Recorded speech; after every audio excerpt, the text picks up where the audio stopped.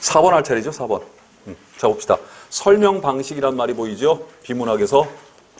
비문학에서 설명 방식이 보이면 서술 방식 묻는 문제. 서술 방식. 이것도 지문 좋습니다.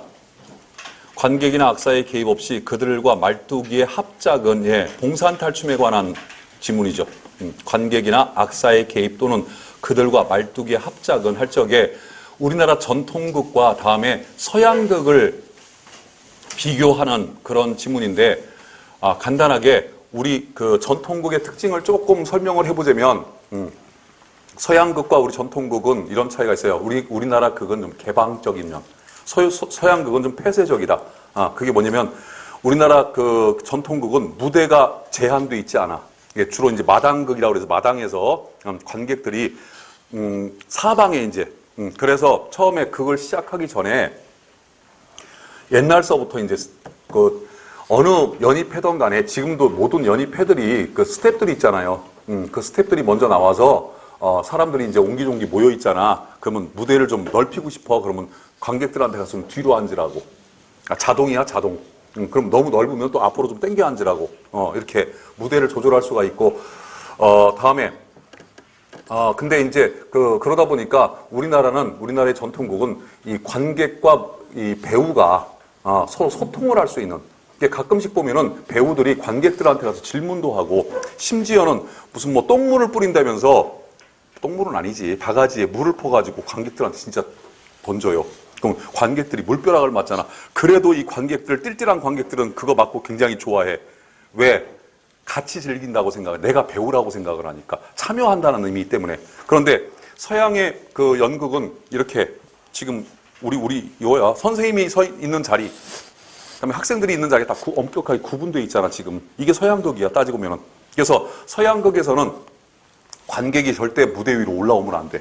그다음에 무대 위에 있는 배우도 관객석으로 내려가면 안 돼. 원래는 원칙이 그래. 근데 최근에 이제 서양극도 조금 이제 우리 동양극의 어떤 그 특성을 받아들여서 무대에 있던 배우가 관객석 쪽으로 이렇게 돌아다니면서 이렇게 극을 하는 그런 경우도 있습니다.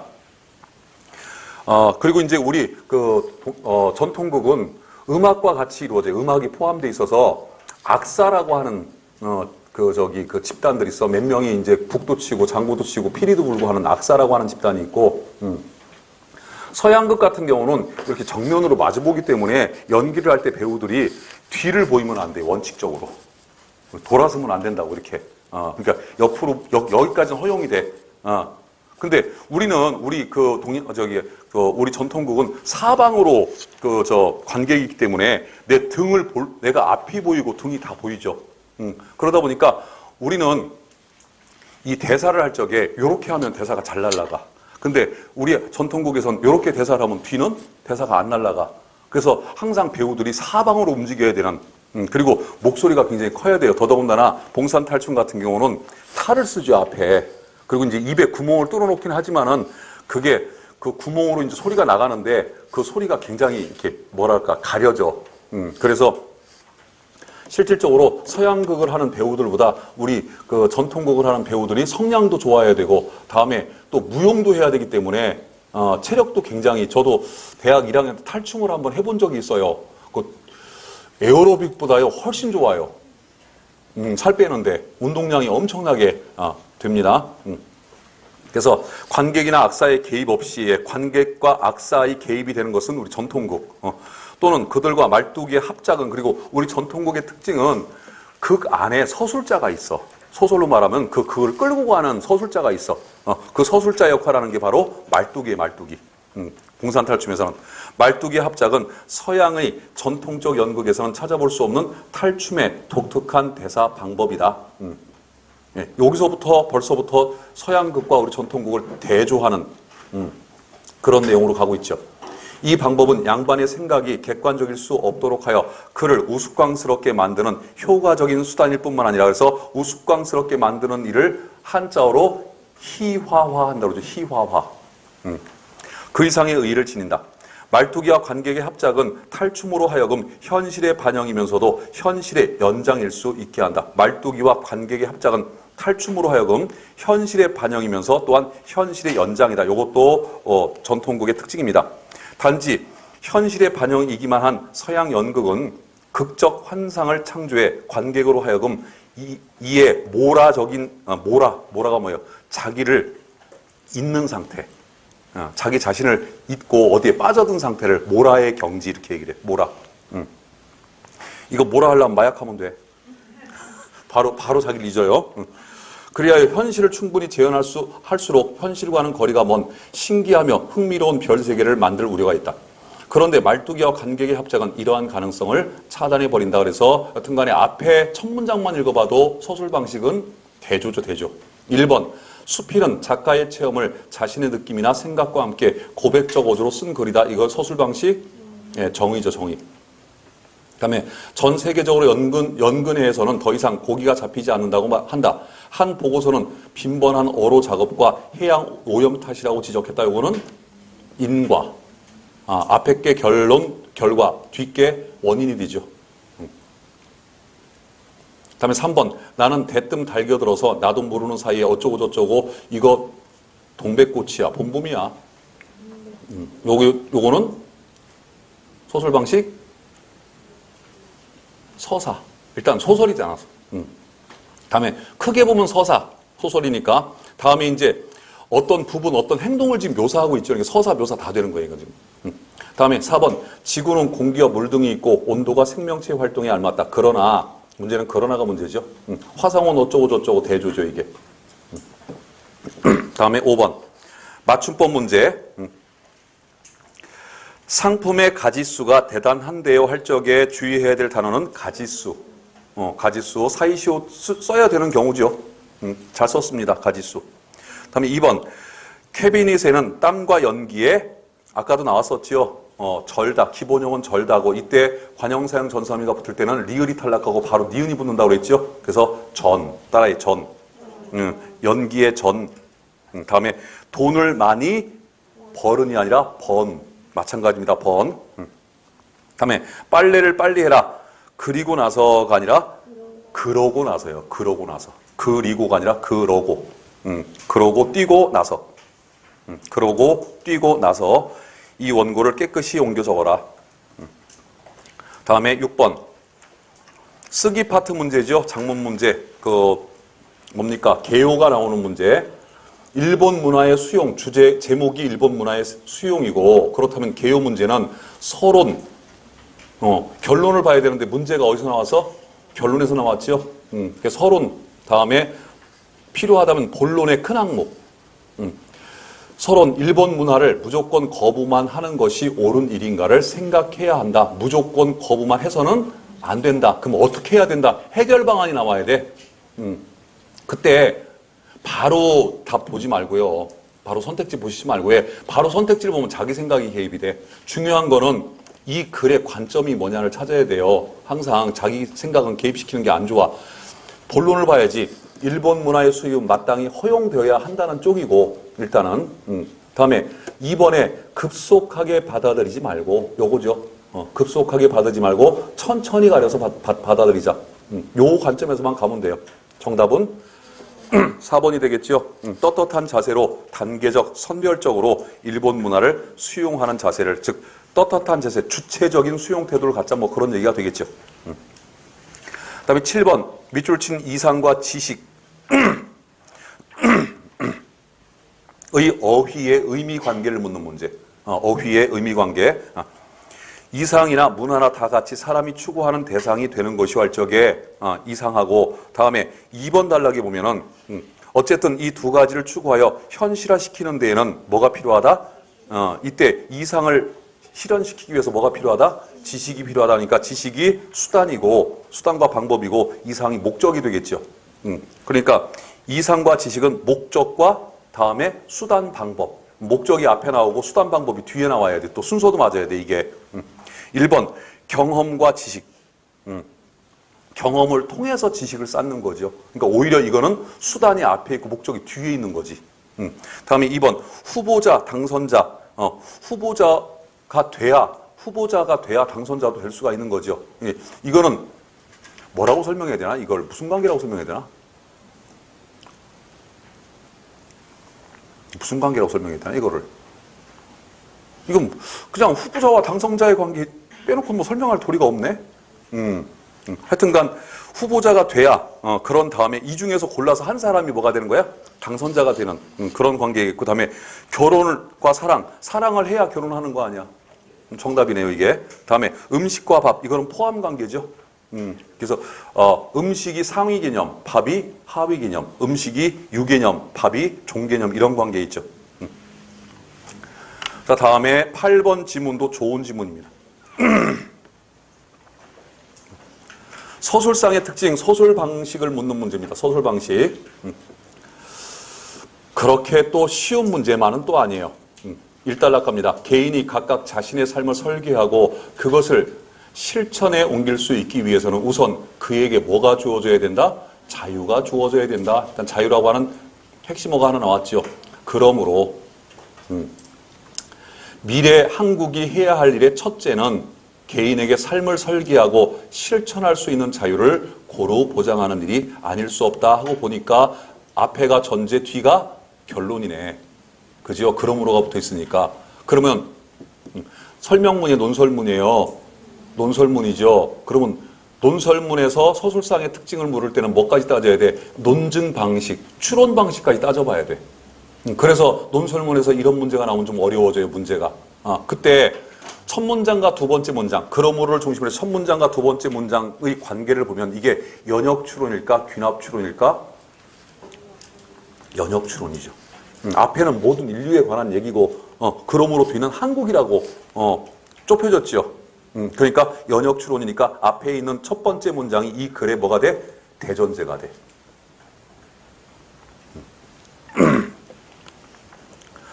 그러나 무제한의 자유를 모든 사람들에게 보장하기는 불가능한 일이므로 우리가 추구해야 할 자유는 이때 자유의 의미를 외부로부터의 간섭받지 아니함으로 이해하는 한 제한된 자유일 수밖에 없다. 돈을 벌 목적으로 지금 같은 비상시국 상황에 이 마스크를 매점매석하고 나나 그 뉴스 보면서 허생전이 생각이 나더라고. 그러니까 허생이 우리나라 경제의 구조가 취약했던 조선 후기, 그때 허생이 했던 짓하고, 그때 그 상황하고, 100년, 200년이 지나간, 200년 이상이 지나간 지금 우리의 상황하고 어쩜 이렇게 똑같은지, 이렇게 변한 게 없는지 우리는, 그런 게 느껴지더라고요. 그리고 또 어제는 그런 뉴스가 있었죠. 마스크를 매점매석한 것까지도 모자라서, 그 KF 인증 마스크도 아닌데 마치 KF 인증 마스크인 것처럼, 그래서 사재기를 해놓고 있던 사람이 그 경찰한테 붙잡혀가지고 사기죄로 지금 구속이 되는, 그거는 자유가 아니죠, 그거는. 제한된 자유일 수밖에 없다. 그 제한된 자유의 범위를 구체적으로 규정하는 일은, 그러면 뒤에 뭔 얘기가 나오겠어? 그 자유의 범위를 구체적으로 규정하는데 어떻게 구체적으로 어떻게 규정해야 되는 그 얘기가 나오겠죠. 그러니까 이 글은 연역 추론이지. 개별적 상황에 따라서 고찰할 문제이며 일률적으로 논할 성질의 것이 아니다. 그래서 1번 선택지 봅니다. 대전제를 바탕으로 맞았네요. 그다음에 2번 개념에 대한 현실적 의미를 중심으로, 개념에 대한 현실적 의미 나왔어요. 자유의 의미를 외부로부터의 간섭받지 아니함으로 이해하는 한, 이렇게 가로치고 또 나왔어요, 이렇게. 그다음에 3번 예상되는 문제를 제기했지요. 그 제한된 자유의 범위를 구체적으로 규정하는 일, 규정해야 돼 지금. 무슨 문제가 생겨가지고. 그다음에 구체적 사회 현상을 분석하여 문제에 접근하고 있다. 요거는 아직은 몰라.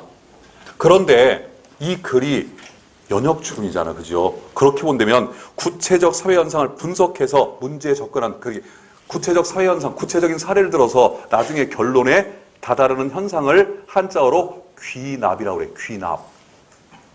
구체적인 현상, 구체적인 사회 현상 구체적인 예를 들어서 그걸 가지고 결론에 다다르는 그런 우리 그 추론 방식을 뭐라고 한다고? 귀납한다. 귀납적 추론이라고 해요.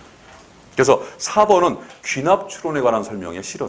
그러니까 연역 추론이 뭐냐, 귀납 추론이 뭐냐만 정확하게 알고 있어도 풀 수 있는 첫 번째 단락만 가지고 풀 수 있는 이 지문도 조금 어렵고 문제 선택지도 그렇게 쉽지 않은 그런 문제가 됩니다. 2단락 갑니다. 우리가 자유를 제한하지 않을 수 없는 이유는 자유를 제한하는 이유는 이런 얘기죠. 제한된 자유를 쓸 수밖에 없는 이유는 모든 사람들에게 무제한의 자유를 허용했을 경우에 생기게 마련인 혼란과 일반적 불이익 때문에. 그래서 지금 마스크 값이 천정부지로 올라서 뭐 한 장에 5,000원, 6,000원까지 했었고 지금은 이제 그 뭐 공적 그 판매처에서 1,500원에서 한 2,000원 사이에서 판매를 한다고 그 21번 대전에선 채널 21번 공영방송에서 마침 21번 내가 어제 딱 틀었는데 아침에 그저께인가? 마침 마스크 판매를 막 시작하더라고요. 그래서 전화를 했어요. 그랬더니 불통. 대기가 아니야. 불통이야. 불통 아예. 하늘에 별 따는 것보다 더 힘들죠 지금은. 모든 사람들이 두 번째 단락의 첫 문장 중요한 문장. 모든 사람들이 제멋대로 행동하는 것을 허용한다면 서로가 서로의 길을 방해하게 될 것이고 결국 대부분의 사람들이 심한 부자유의 고통을 받는 결과에 이르게 될 것이다. 다 줄을 서 있는데 한두 명이 그 줄을 이탈을 해가지고 먼저 가겠다고 이제 튕겨져 나오기 시작하면 그걸 따라서 다 튕겨져 나와, 그죠? 그러면 거기서부터 무질서 상태가 이제 야기가 되기 시작을 하죠. 자유의 영리 뜻이 뭐예요? 사리에 어긋난다. 영리. 그래서 명심보감, 아까 얘기했던 책 명심보감 첫 구절이 이렇게 나옵니다. 순천자는 천보지위복하고 역천자는 천보지위환이라. 요런 거 한 번씩 읊조리고 나면 좀 유식해 보여, 사람이. 별것도 아닌데, 그죠? 순천자, 하늘의 이치에 순응하는 사람은 하늘로서 복을 받고, 하늘의 이치에 역행하는 사람은 하늘로서 벌을 받는다. 그러니까 항상 순리에 따라서 살아라. 이 그 명심보감과 소학은요, 앞에 내용은 주로 다 순응하면서 살아라. 도덕에 관련된 것. 인간이 기본적으로 지켜야 될 도덕에 관련된 게 나오고, 맨 뒤에 가서야 이제 학문편이 나와. 그러니까 앞에 이런 인간이 지켜야 될 도리를 다 지킨 다음에, 그런 다음에 공부를 해라. 이렇게 뒤에 가가지고 학문편이 나와요. 자, 영리, 자유의 영리라고 부를 수 있는 이러한 모순을 방지하기 위하여 자유의 제한이 불가피하다. 자유는 제한하면 자유가 이미 아니야, 그죠? 근데 자유를 제한할 수밖에 없어. 왜? 다른 사람의 자유를 위해서. 그게 바로 자유의 영리야, 영리. 모순. 여기서는 모순이란 단어와 바꿔 쓸 수 있겠죠. 영리란 말은.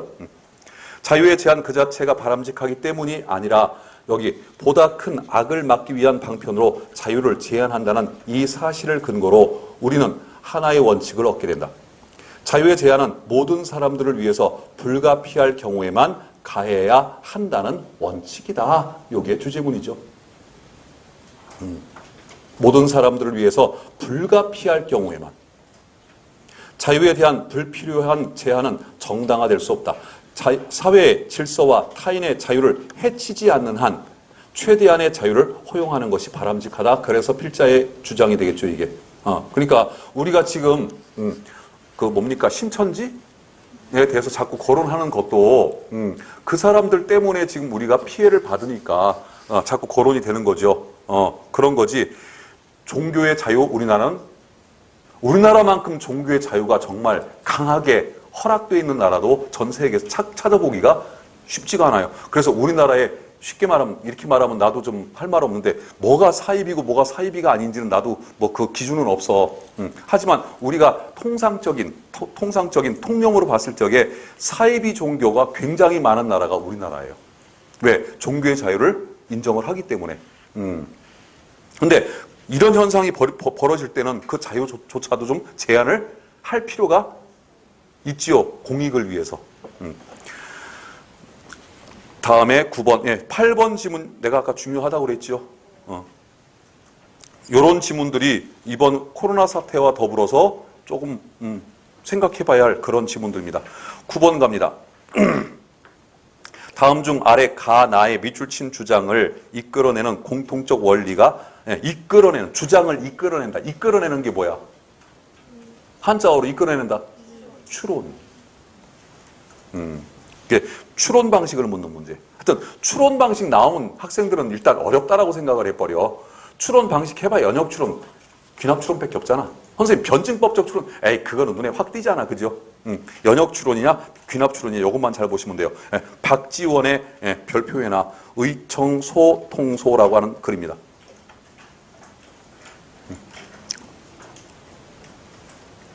요것도 박지원 글이니까 중요하겠지요. 사람은 저마다 정다운 마음의 안경을 쓰고 인생을 바라본다. 박지원 글에서 안경이 나오네? 어? 아, 그거는 아니네. 안병욱이네. 글이 두 개가 나왔네. 지금 보니까. 안병욱의 행복의 메타포. 아주 유명한 수필 중에 하나죠. 요것도. 우리가 꼭 한번 찾아서 읽어봄직한 그런 수필 중에 하나입니다. 안병욱의 행복의 메타포. 사람들은 저마다 정다운 마음의 안경을 쓰고 인생을 바라본다. 어쩌고 저쩌고 저쩌고 저쩌고. 다음에 그러니까 뭐야? 편견. 이 안경이라는 게 빨간색 안경 끼면 빨갛게 보이고 파란색 안경 끼면 파랗게 보이고 2번 단락에 가서 행복의 문제도 마찬가지다.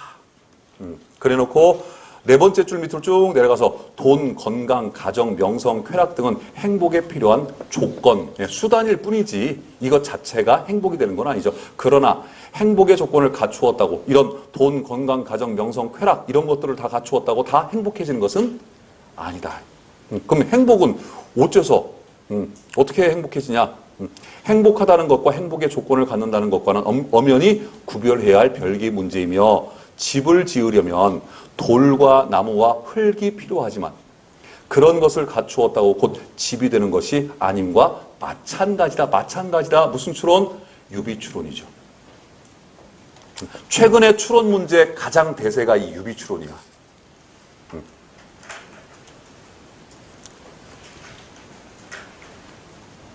다음에 박지원의 의청소통소 하늘이 인재를 내리는데 그렇게 차별을 두지는 않습니다. 요 글하고 요 관점하고 아주 비슷한 유명한 글이 하나 있어요.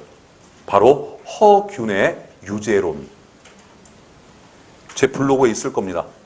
허균의 유재론 자주 나오는 글이에요. 허균이라고 하는 사람은 뭐 했던 사람? 신분차별을 반대했던 사람. 그러니까 당연히 허균이 인재를 등용하는 방법에 대해서 글을 쓴다면 신분 적서차별에 따지지 말고 능력에 따라서 등용하라고 글을 쓰겠죠. 당연히. 그런 내용으로 돼 있는 글이에요. 유재론이. 그러므로 넘어진 둥치의 돋은 가지에도 불필요하게 뻗은 격가지에도 골고루 우로 비와 이슬의 혜택을 줍니다. 그리고 썩은 잎. 그러니까 하늘은 가리지 않고 자연을 가리지 않고 골고루 다 혜택을 준다. 그리고 썩은 그루터기와 더러운 거름 흙에서도 지초, 지초, 영지와 난초를 이루는 말, 지초. 이 지초라고 하는 말은 영지와 난초를 이루는 이 말은 주로 아주 고급스러운, 그러니까 환경이 아주 굉장히 좋은 데서만 자라나는 게 영지와 난초예요. 난초를 기르는 분들 보면요, 정말 자식보다 더 아껴 난초를. 난 그거 보고 참 뭐랄까 조금 의아했어요. 아니 자식이 더 귀하지. 자식이 어쩌다가 난초를 뭐 어떻게 좀 망가뜨렸어. 자식을 막 죽일 듯이 막 대하더라고. 자식이 죽는 게 나아? 난초가 죽는 게 나아? 자식이? 난초가 그죠? 마찬가지로 성인이 정치를 하는 데 있어서도 인재 귀천의 차별을 두지 않습니다. 요게 주제문이 되겠죠. 마찬가지로 이게 나왔으면 추론법에는 유추가 되겠죠. 유추. 1번 그 사람의 직업은 공무원이 아니면 사업가이다. 여기서부터 알아봤어. 이런 명제를 무슨 명제라고 그래? 둘 중에 하나 선언명제. 답니다. 선언명제. 그래서 연역추론은 세 종류가 있어요. 크게 배웠어요. 예전에. 따라해. 정언 3단 논법, 선언 3단 논법, 가언 3단 논법. 다시 한번 정언 3단 논법, 선언 3단 논법, 가언 3단 논법. 이 중에서 가장 찾아내기 힘든 게 정언 3단 논법. 정언 3단 논법은 첫 문장이 평서문으로 돼 있어. 모든 인간은 죽는다 이런 식으로. 모든 인간은 죽는다. 소크라테스도 인간이다. 그러므로 소크라테스도 죽는다. 이거 정언 3단 논법. 근데 선언 3단 논법은 첫 문장이 선택 문으로 돼 있어. 뭐뭐이든지 뭐뭐이다. 이런 식으로. 지금 이 문장이 그렇죠. 그 사람의 직업은 공무원이 아니면 사업가 둘 중에 하나야. 이렇게 이런 명제를 선언명제라고. 선언명제. 일반 평서문 뭐뭐는 뭐뭐이다. 이렇게 규정되어 있는 명제를 정언명제라고 그래. 정언명제. 그래서 정언 3단문법, 선언 3단문법이라고 부르는 거예요. 이렇게 첫 문장이 추론문에서 첫 문장이 전제 쪽이 이렇게 선언 문장으로 이루어져 있으면 선언 3단 문법이고 선언 3단 문법은 무조건 연역 추론입니다. 그 개념만 알고 있으면 쉬워요, 이거는. 다음에 2번. 가언 3단 문법. 그럼 가언 3단 문법은 첫 문장이 가언 명제로 되게 가언 명제. 가언 명제는 뭐야? 조건문. 만일 뭐뭐라면 이게 가언 명제예요. 그래서 내일 비가 온다면 뭐 이런 식으로 시작하는 그런 추론법이 나왔어. 그러면 이게 가언 3단 문법이고 가언 3단 문법 역시 무조건 무슨 추론? 연역 추론이에요. 다음에 2번. 어제 실험실에서 이게 실험적 귀납 추론이라고 하죠. 실험적 귀납 추론. 실험적 귀납 추론은 주로 자연과학에서 많이 하고 있는 귀납 추론이고 실험적 귀납 추론과 똑같은 추론법이 사회과학에서는 뭐라고 불러? 통계적 귀납 추론이라고 불러요. 통계적 귀납 추론. 결국 이 자연과학의 실험도 사회과학의 통계하고 똑같아요. 실험을 100번 해봤더니 90번 정도 어떤 현상이 생겼어. 10번은 그런 게 안 생겼고, 그러면 90번 이상 생겼으니까 그거 맞는 거로 인정을 하는 거예요, 과학에서. 그러니까 귀납 추론은 오류가 항상 발생할 수밖에 없는 추론법이에요. 그래서 늘 과학은 발달해. 처음에 아인슈타인이 일반 상대성 이론을 발표했을 때, 그러고 한 2년도 안 돼가지고 아인슈타인의 그것도 제자가, 그거에 대해서 반기를 들었어. 이거 뭔가 틀린 이론이다. 그랬더니 아인슈타인, 네가 한번 뭐가 틀렸는지 찾아봐. 교정 좀 해봐. 그랬더니 그 제자가, 그건 내가 못하겠어요. 그냥 틀린 것 같아요. 근데 우리나라 교수 같았으면요, 그 제자 벌써 그냥 모가지야, 싹.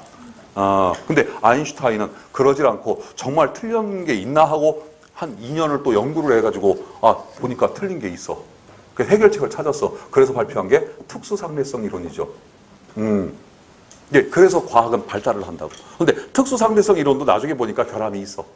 계속. 그러니까 과학은 계속 결함, 어떤 사람이 어떤 그 패러다임을 만들어내면 그 패러다임 속에 항상 결함이 있는 거야. 100% 진리는 아니죠. 만약에 100% 진리를 찾았다면 우리가 공부할 이유가 없잖아. 그냥 그것만 하면 되지. 우리가 꾸준히 공부를 하는 이유는 지금까지 발견한 우리 인류 역사상의 과학적 진리는 진리가 아니라 어딘가에 존재하고 있을 진리에 가장 가까운 우리 인간이 발견할 수 있는 인간의 능력으로 발견할 수 있는 가장 가까운 진리 값이지 그게 진리는 아닌 거죠. 그러니까 계속해서 인류는 발전할 수밖에 없다라고 주장했던 철학자가 바로 헤겔. 헤겔은 발전사관이라고 해요. 발전사관. 그리고 그 헤겔의 사관을 구체적으로 역사에 접목시켜서 역사에 직접적으로 도입을 한 역사학자는 E.H. 칼, What is History? 역사란 무엇인가라는 책을 썼던 그렇게 이제 이어지죠. 그런 것도 저 새끼는 참 아는 것도 역사 뭐 철학 이게 다 지문에서 내가 배운 거야. 내가 똑똑해서 배운 게 아니라 지문 많이 읽다 보니까 그런 게 바로 뭐가 돼? 배경 지식이 되는 거예요. 예를 들어서 여러분들 지문에 E.H. 칼의 뭐 역사란 무엇인가 이런 거기에 관한 첫 단락이 나왔어. 역사란 무엇인가 어쩌고 E.H. 칼 이름 나왔을 때 책은 안 읽어봤어도 선생님한테 E.H. 칼 역사란 무엇인가 이거 들어본 사람들은 그래도 반가워. 그 사람이. 맞아. 그때 선생님이 그 사람 얘기에 대해서 얘기했었어. 그 사람 주된 역사관은 헤겔의 역사관처럼 발전사관이야. 인류는 계속 발전한다고 그런 쪽으로 할 거야. 그러면 E.H. 칼의 관점을 내가 알고 있잖아. 하여튼 어디선가 들어서 그죠? 그런 게 여러분들한테는 뭐 크진 않겠지만 뭐 손톱만큼밖에 안 되지만 그것들 중에 배경 지식이에요. 자, 다음에 3번. 김철수는 공부를 잘할 거다. 왜냐하면 하고 원인이 나왔지요. 무슨 추론? 인과적 귀납 추론. 그래서 귀납 추론은 4종류가 있다고 그랬지요. 따라합니다. 일반적 균합 추론. 다음에 실험적 균합 추론. 요거와 같은 게 통계적 균합 추론. 같은 거예요, 요거는. 그러니까 자연과학에서 하면 실험적 균합 추론이고 사회과학에서 하면 그게 통계적 균합 추론이 되고 다음에 무슨 추론? 인과적 균합 추론. 따라해, 인과적 균합 추론. 다음에 유비 추론. 유비 추론. 이렇게 네 가지. 4번, 그 집에는 유독 큰 사람이 많다. 아버지 187cm, 별로 안 큰데. 큰아들 2m, 오우, 2m면 크네요. 작은아들 우리 집안 같아, 여기가 지금. 1m 90, 딸 180. 이로 미루어 그의 일가는 대대로 키가 큰 집안이었을 것이다. 이것도 일종의 유비 추론이죠. 하나를 보고 전체를 지금 추리하고 있잖아. 저희 집안이, 저희 조카가 그래, 조카들이 나쁘고, 삼촌은 도대체 뭘 못 먹었길래 그렇게 작네. 나 미쳐요, 아주. 나도 우리 세대에서는 1m 80은요, 그래도 지금 1m 80 조금 안 되는데 이제 내려 앉아가지고, 작은 키는 아니잖아, 그지? 우리 조카 중에 최장신 2m 20짜리가 있어. 걔네 농구하라고 그랬거든, 농구. 농구하면 그냥 골 밑에서 넣기만 하면 돼, 그지? 우리나라 2m 20대는 농구 선수가 없어요. 삼성전자 근무해. 꾹꾹 앉아가지고, 걔 때문에 책상 그 위에 머리 닿는 그 부분을 높여놨어. 키가 크니까. 걔는 어렸을 때부터 시내버스 못 타요. 전철도 못 타. 타면 이러고 있어야 돼. 취직하자마자 차를 사더라고. 차도 이제 막 취직한 놈이 경차 같은 거 살 줄 알았더니 큰 차 사더라고. 봉고차 한 대. 우리 집 친척들은요, 봉고차 한 대에서 내리잖아. 그러면 한 4명 내리면 차가 확 올라가. 4명 타면 확 쭈그러들어, 차가. 보통 평균 체중이 보통 100kg야. 그러니 지금 신장이 1m 80에 가깝고 내가 딱 80kg 내가 나가는데 작지. 왜소한 책이야, 우리 집안에서는. 넘어갑니다. 10번, 표준어가 아닌 것은 표준어 문제 또 나왔네요. 1번 읽어 시작. 동댕이 치다. 표준어 맞습니까? 네, 맞습니다. 동댕이 치다. 다음에 2번 읽어 시작. 갓쟁이 뜻이 뭐예요? 예, 갓을 쓴 사람을 낮잡아서 이르는 말이죠. 그때 갓쟁이는 쟁이라고 해야지요. 왜? 기술자는 아니잖아. 그래서 갓장이가 아니라 갓쟁이. 다음에 3번 주책망나니. 표준어 맞습니다. 주책이 없는 사람을 낮잡아서 속된 말로 이르는 말. 다음에 4번 지루하다 그랬지. 지루하다. 지리하다가 아니라 지루하다. 11번 표기의 맞춤법 묻는 문제네, 이것도. 목걸이죠. 목걸이. 목걸이는 뭐야? 목이 이렇게 퉁퉁 붓는 병이 있어. 이것도 바이러스에 의해서 생기는 병인데 옛날 7, 80년대까지만 해도 60년대, 50년대도 마찬가지고 7, 80년대까지만 해도 이렇게 목이 이렇게 붓는 병이 있었어요. 바이러스에 오염돼 가지고. 여러분들 왜 그지 입술에 이렇게 부르트는 헤리페스 바이러스 그거예요. 이것도. 이거 다음에 눈에 또 결막염 이것도 헤리페스야. 그러니까 얼굴 쪽에 나오는 그런 것들은 대부분 다 바이러스가 같아요. 다음에 노름 할 적에는 이때는 소리 나는 대로, 그러니까 뜻이 달라지면 어떻게 어원을 밝혀 적지 않고 뜻이 좀 남아 있으면 어원을 밝혀 적고 이 원칙이죠.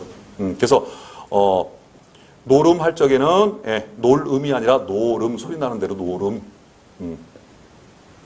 다음에 목이 붓고 아픈 병을 소리 나는 대로 목걸이. 아까 나왔었죠, 목걸이.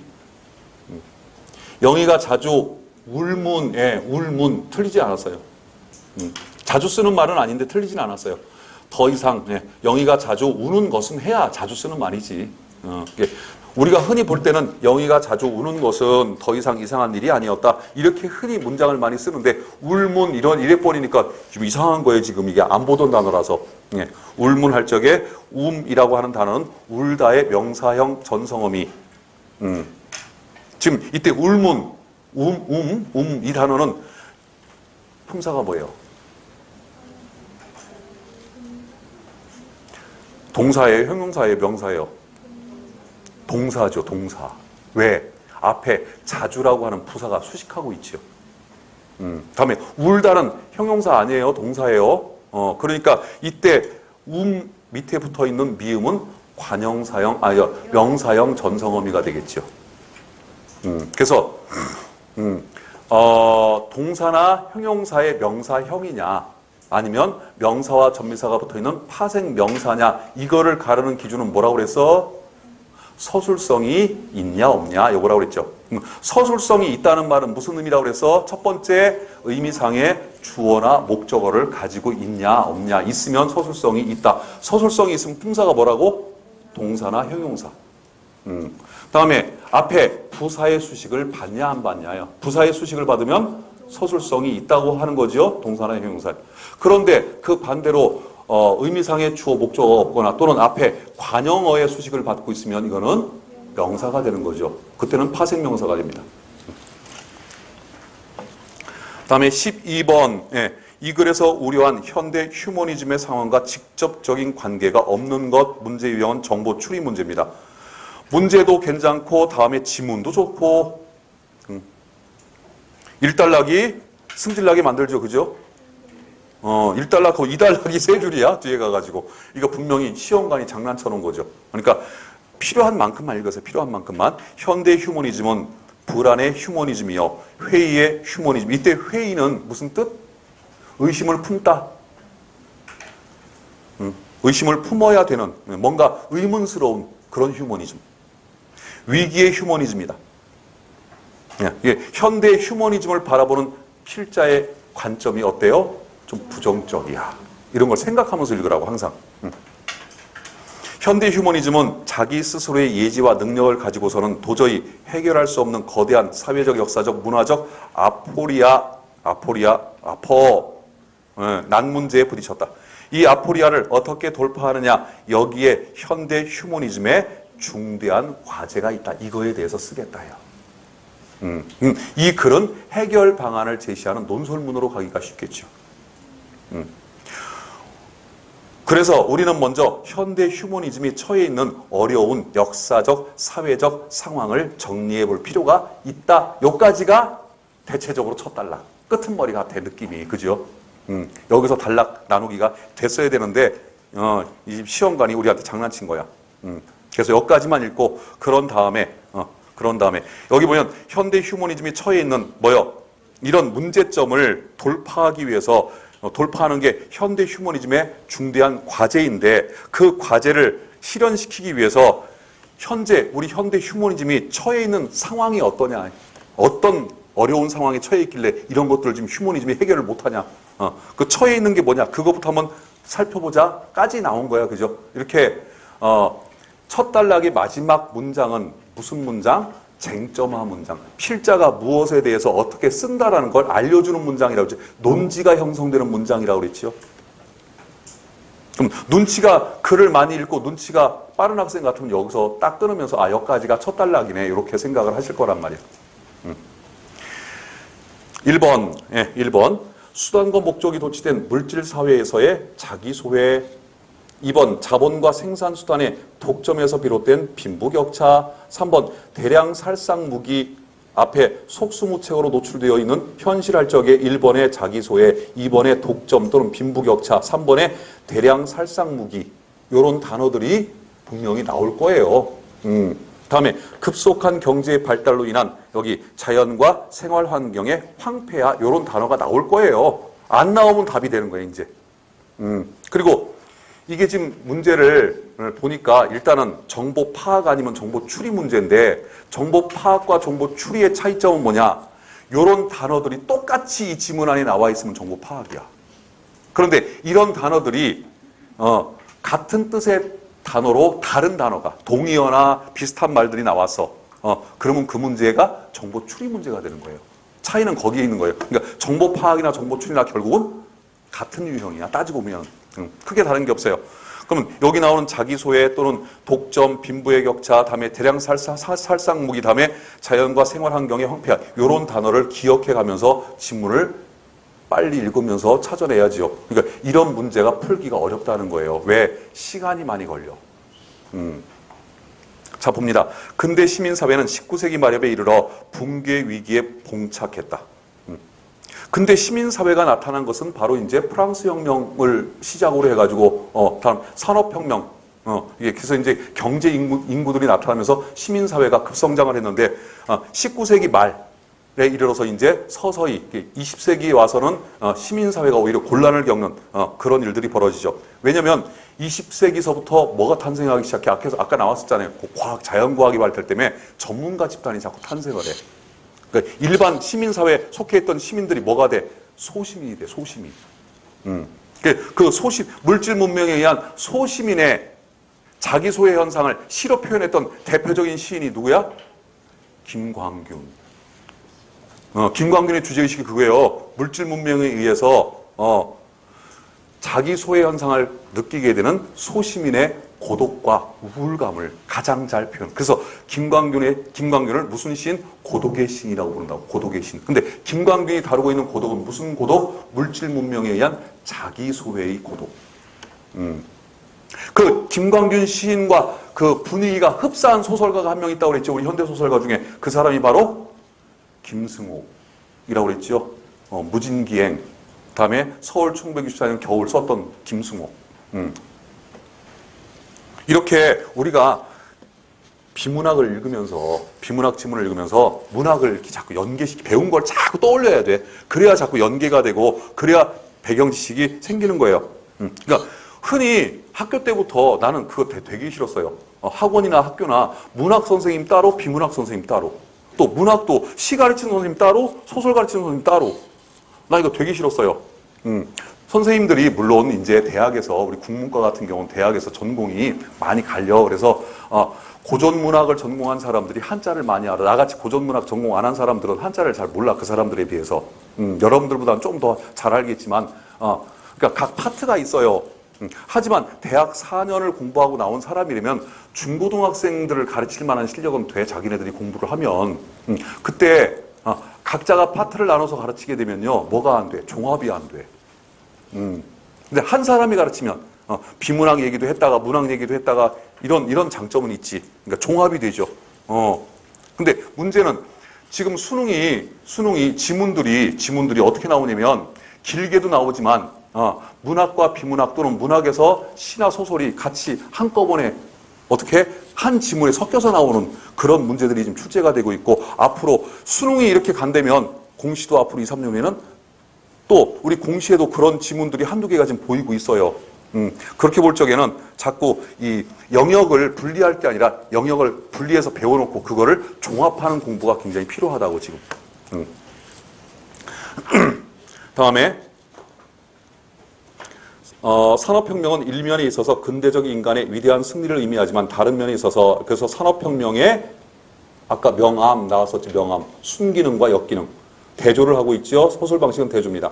자본주의의 발달은 결국 생산수단을 독점이라는 단어 보이네. 보이죠. 그럼 2번 선택지. 독점하는 소수 자본 계급의 부유와 노동력을 팔아서 살아가는 도리밖에 없는 다수의 무산 대중의, 무산 뜻이 뭐예요? 재산이 없는 대중의 빈곤을 낳게 되어 사회의 격심한 계급적 대립을 결과했다. 선택지 2번 이 문장이. 또 근대의 민족 국가가 필경 반드시 제국지 침략 전쟁으로 전개되어 인간의 자유와 문화와 생명이 무참히 짓밟히게 되었고, 또 근대인의 합리적 기술적 지성의 위대한 승리를 의미하는 과학적 기계 문명이 대량적 살인 수단으로 대량적 파괴로서 전쟁의, 이때 파괴의 무슨 전쟁은 뭐와 관련이 깊어요? 무기와 관계가 깊죠. 살상 무기. 그러니까 이 문장은 지금 선택지 3번을 확인해주는 문장이 되겠죠. 그러니까 똑같지는 않죠. 단어 사용이. 그러니까 정보 추리라고 이게 지금. 뿐만 아니라 무슨 관계? 첨가 관계. 인간의 지성과 양심만으로는 제어할 수 없는 무서운 힘이 되었고, 이 힘을 잘못 쓰는 날에는 인류가 전멸하는 비극에 빠진다는 사실, 교통통신기관의 혁명과 더불어 세계사의 성립과 하나의 세계의 실현과 인류적 사회의 도래라는 미중유 뜻이 뭐예요? 한자어로서 지금까지 한 번도 있어 본 적이 없다는 뜻이요. 지금까지 한 번도 있어 본 적이 없다. 미중유도 한자성어고 똑같은 한자성어인데 사자성어로 전대미문이란 한자성어가 있죠. 전대미문. 따라해. 전대미문. 전대미문. 같은 말이에요. 미중유하고. 미중유의 역사적 변형이 생겼지만 인간의 집단적 이기주의와 편협된 정치적 의식은 구태의연하여 새 사태를 처리할 만한 정치적 논리적 예지와 용기가 인간에게 준비되지 않았다는 사실. 문장이 왜 이렇게 길어? 목적의 자리에 앉았어야 할 인간이 목적이 아니라 수단화된다는 얘기죠. 경제의 수단, 기계의 노예로 전락하여 자주성을 잃어버리고 도처에서 자기 소외, 자기 상실의 위기적 상황에 빠졌다는 사실. 요게 선택지 1번이 되겠죠. 소외란 단어가 보이죠. 이런 위기적 상황 속에서 현대 휴머니즘 아직도 한 문장이 안 끝나고 있네요. 이렇게 어떻게 인간의 자주성을 회복하고 인간의 존엄성을 다시 찾고 인간의 해방과 존중과 옹호라는 휴머니즘의 본연의 자세와 위치로 돌아갈 수 있는가? 현대 휴머니즘은 참으로 어려운 과제 앞에 서 있다. 현대 휴머니즘의 여러 조류와 방향은 요약하건대 준말이죠. 이런 문제를 해결하려는 인간이 진지한 노력이다. 맨 마지막 문장이 결론 문장. 앞만 봐도 자연과 생활 환경에 관한 황폐화가 됐다 이런 얘기는 안 나와. 그죠? 정답 4번이죠. 이런 문제가 나오면 아주 쉽지가 않죠. 그죠? 다음에 13번. 발음 현상이 생기지 않는 것, 음운 변화에 관한 문제가 나왔죠. 장념이죠. 장념. 장념. 금융 또는 금융 두 개 다 됩니다. 금융 또는 금융. 니은 첨가된 금융도 되고 그대로 그냥 뭡니까? 여는 법칙한 금융도 되고 두 개 다 표준 발음. 다음에 혼입을 혼입을 먼저 티읕이 디귿으로 음절 끝소리 규칙이고 다음에 이유는 알 수 없지만 아마 사이소리 때문에 사이소리에 니은이 더 나는 현상이 니은 사이소리가 있죠. 그래서 이제 이에 니은이 첨가가 되죠. 그런 다음에 디귿이었던 티읕이 디귿으로 변했던 디귿이 뒤에 니은 첨가가 되면서 뒤에 있는 니은 때문에 뭐가 됩니까? 비음화가 돼서 혼니불 이렇게 발음이 되죠. 혼니불. 니은 첨가. 다음에 함유. 이 함유는 함유 이런 말 없어요. 하뮤만 여름 법칙에 걸린 하뮤만 표준 발음입니다. 다음에 반니랑 혼니불과 똑같은 현상이죠. 똑같은 현상. 반니랑 또는 반니랑을 또 읽는 방법에 따라서 밭이랑이라고 읽어도 돼요. 이거는 근데 뜻이 달라요. 반니랑 할 적에는 합성어 반니랑 밭과 이랑의 합성어고 다음에 밭이랑 할 때 이랑은 접속조사예요. 접속조사. 그때는 이제 뭡니까? 모음 형식 형태소가 따라올 때는 여는 법칙부터 적용이 되죠. 그래서 바, 티, 랑이 되죠. 그런 다음에 이 티읕이 이 모음 앞에서 뭘 일으켜? 부계음화를 일으키죠. 그래서 바, 치, 랑이 되죠. 그래서 이 단어는 반니랑이라고 읽어도 되고 밭이랑이라고 읽어도 되는데 이 두 단어는 전혀 다른 단어. 그러니까 이때는 반니랑이라고 읽어야죠. 문제를 풀기 위해서. 그다음에 14번 주제. 시조에서 주제를 묻고 있어요. 그러면 정서 묻는 문제고 정서를 묻고 있어요. 그럼 뭐 찾으면 돼요? 얼랄라 빨리 다 안 나오네. 상황. 시의 삼총사. 그것만 대답할 줄 알면 뭐해. 이제 문제에서 적용을 시킬 줄 알아야지. 상황, 정서, 태도잖아. 그죠? 근데 시에서 더더군다나 지금 시조잖아. 시조. 우리나라의 고대 시가는 100% 무슨 시다? 서정시다. 서정시. 우리나라의 고대 시가는 100% 서정시. 주지시가 나타나기 시작한 것은 1920년대 이후라고 그랬죠. 그래서 시조를 갖다 내놓고 우리나라 고대 시가를 갖다 내놓고 주제를 묻고 있어. 그럼 뭐 묻는 거야? 정서를 묻는 거야. 그럼 정서 물어보면 뭐부터 맞춰? 상황부터 맞춰. 그러면 돼요. 자, 이화오 읽어봅니다. 시작. 이화오 흩뿌릴째 울며 잡고 이별한님 추풍낙엽에 저도 날 생각난가 천리의 외로운 꿈만 오락가락 한놈에 이게 개랑인가 홍랑인가? 같은 기생의 시주죠, 이것도. 그래서 상황이 어떤 상황? 님과 이별한 상황. 그래서 맨 마지막 종장 항상 이 시조는 거의 100% 종장의 정서 태도가 나타나 주제가. 그래서 외로운 꿈. 요게 핵심어죠. 외로운. 님과 헤어진 상황. 그래서 초장에 그런 상황이 설정되죠. 이별한 님 이렇게. 다음에 2번 마음이 시작. 마음이 어린 후이니 하란 일이 다 어리다. 만중운산에 언해님 오리만한 진한잎 분한 바람에 행여 균가하노라. 행여 균가하노라. 그 앞에 언해님 오리만한 이런 거로 봐서 이것도 이별 상황. 다음에 3번 맷버들 시작. 맷버들 가래 걷고 보내노라 님의 손대 자신은 창밖에 심고두고 보시소. 밤비에 샌잎꿈 나거든 나거든이 너거든이 아니라 나거든 날인가도 너기 서서 할 적에 보내노라 님의 손에.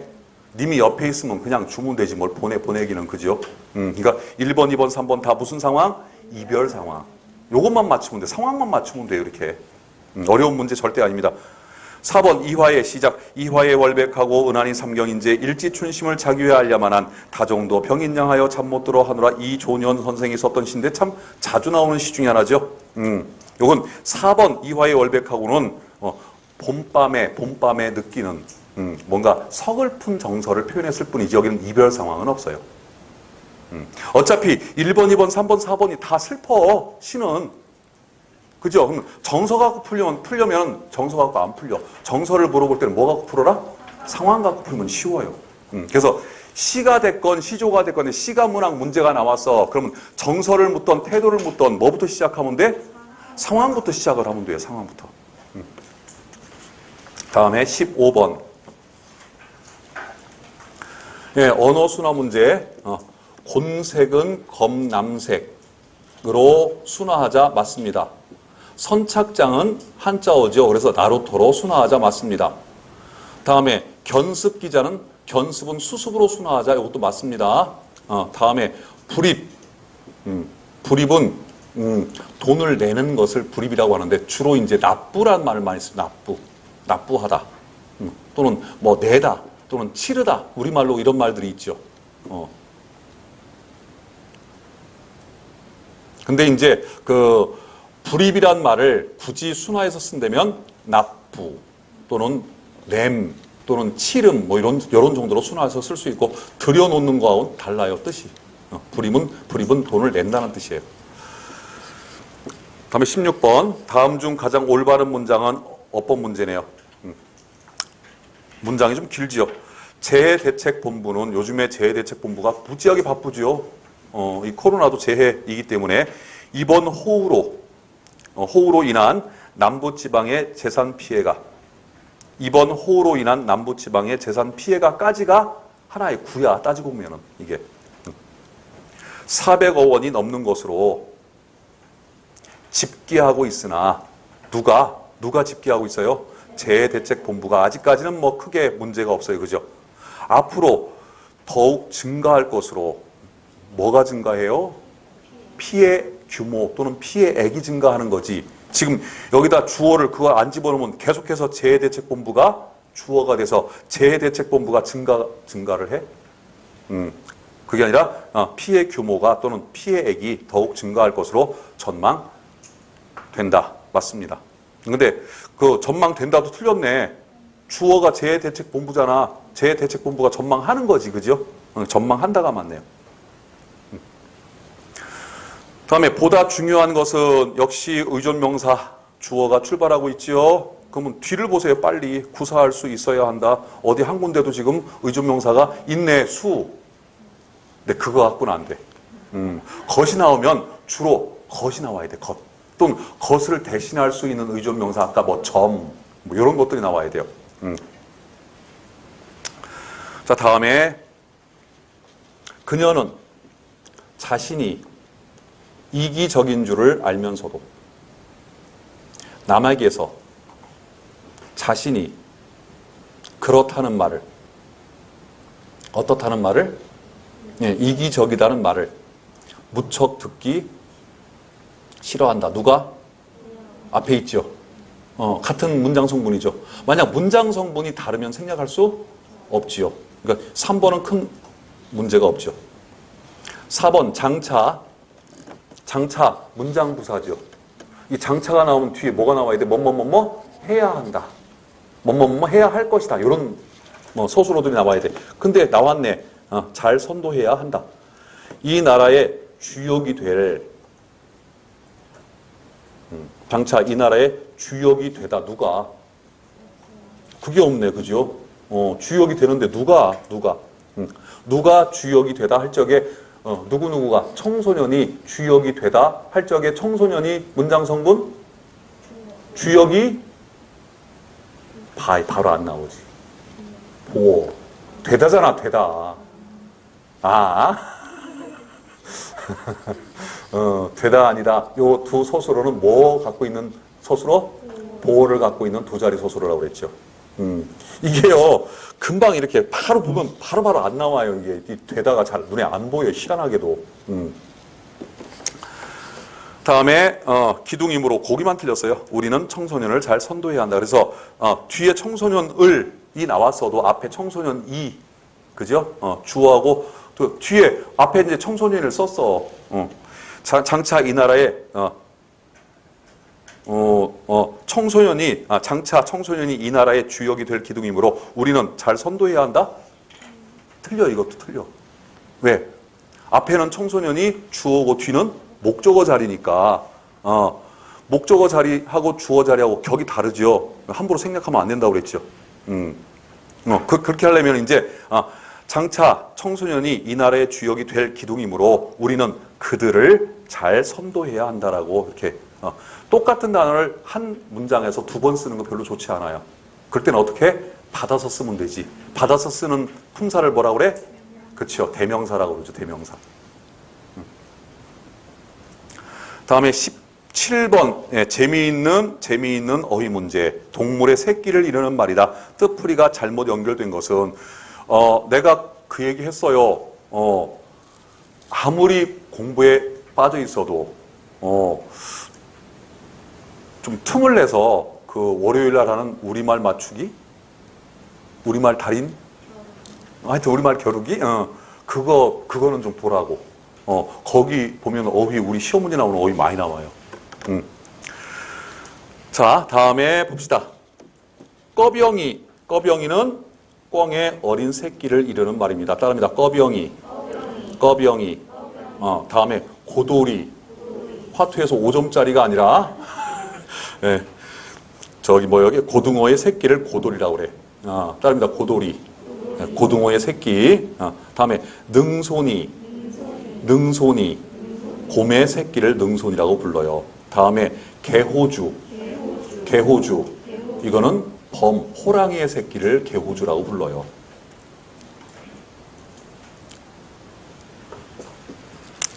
저도 친구들 모임 가면은 고스톱을 치긴 치는데 친구들이 저한테 붙여준 별명이 있어요. 현금 자동 지급기. 입금이 안 돼. 입금이. 18번 다음 중 도금이 바르지 않은 것은 한자 문제. 첫 번째 한자 읽어 시작. 각성. 깨달을 각자에 깨달을 성자. 두 개가 다 깨닫다는 뜻이야. 앞에 뒤에 있는 깨달을 성자는 깰성. 깨달은 뜻도 있어. 깰 성자. 그런데 깰 성자 앞에 보면은요, 참 재미있게도 깨는 것과는 무관한 전혀 반대로 가는 술 주변이 붙어 있어 지금. 그죠? 술 먹으면 안 깨는데. 다음에 두 번째 한자. 요 한자 중요해요. 요 한자 중요해요. 갈등. 네. 갈자에 칙. 네. 칡즙 짜먹는 칡. 다음에 등자는 등나무 등자예요. 그러니까 등나무가 칡을 감싸가지고 칡을 못 자라게 해. 둘이 맨날 싸워. 그런 데서 유리한 말이죠. 이게 갈등이. 이 갈등이라고 하는 말은 단어의 뜻도 중요하고 다음에 한자도 잘 봐놓으시기 바랍니다. 이 도금 한자를 읽는 문제에서 잘 나와요. 갈등. 다음에 세 번째 한자는 쇠. 아까 나왔던 쇠자. 그래서 감쇠는 줄어서 없어진다는 뜻이죠. 감쇠. 그래서 이 쇠자는 빠를 쇠라고 해요. 빠를 쇠. 여기선 빠를 쇠. 다음에 주기를 쌀. 두 가지 뜻과 의문을 갖고 있어요. 다음에 2번의 첫 번째 한자, 예, 개선하다, 개선. 뭐 이렇게 뭔가 승리하고 돌아올 때 우리가 개선한다고 그러죠. 다음에 두 번째 한자, 견책. 우리 공무원들이 뭔가 잘못했을 때 내려지는 벌 중에 가장 가벼운 벌 중에 하나가 바로 이 견책이죠, 견책. 그러니까 견책은 결국 경고로 끝나는 거야, 경고로. 그래서 견책, 꾸짖을 견, 따라해, 꾸짖을 견, 꾸짖을 책. 네. 다음에 세 번째 한자, 교사. 이때 사자. 요 사자 주의하세요, 사자. 따라합니다. 가르칠 교, 부추길 사. 살인, 교사, 혐의 할 때 쓰는 말이죠. 살인, 교사, 혐의. 누군가를 꿰고 부추겨서 나쁜 짓을 시키는 것을 교사라고 그러죠. 교사. 이런 사람을 교사라고 그거하고 달러 한자가. 다음에 3번 첫 번째 한자 기치요. 기치. 기치 뜻이 뭐예요? 깃발. 깃발. 예전에는 군대에서 쓰던 깃발을 기치라고 불렀는데 지금 이 기치라고 하는 단어는 대체적으로 비유적, 문맥적 의미로 어떤 일정한 목적을 위해서 갖고 있는 어떤 일정한 목적을 위해서 갖고 있는 무슨 태도, 무슨 주장 이런 거 그런 걸 기치라고 그래요. 기치.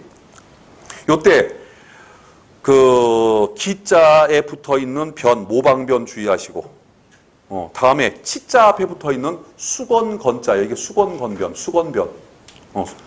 저기 땀 닦는 수건 있죠? 할 때 그 건자예요. 그 부수를 조심하세요. 다음에 두 번째 한자인가요? 두 번째 한자 나포, 예, 나포. 붙잡을 나 시작. 사로잡을 포. 두 개가 뭐 뜻이 비슷비슷합니다. 그래서 붙잡고 사로잡으려면 뭐가 필요해? 손이 필요해. 그래서 나자 밑에 손수변이 있죠. 부수예요. 다음에 포자 옆에, 포자 왼쪽에 제방변이 있죠. 아까 그 제방변이 손수변하고 같은 글자라고 그랬죠. 주로 이제 그 사람이나 또 비행기 선박, 차량 이런 것들을 그 사로잡는 것을 나포라고 그러죠. 나포. 그래서 우리 배가 어로 수역 구역에서 이렇게 하다가 북한들한테 나포돼 갔다 이렇게 표현하죠. 다음에 세 번째 한자 답습. 따라합니다. 답습. 잘 나오는 한자 이것도. 따라합니다. 밟을답. 밟을답. 다음에 계승할 습. 계승할 습. 밟을답 앞에 보면은 요게 있죠. 요게 발족변이야. 요게 발족하고 같은 글자예요.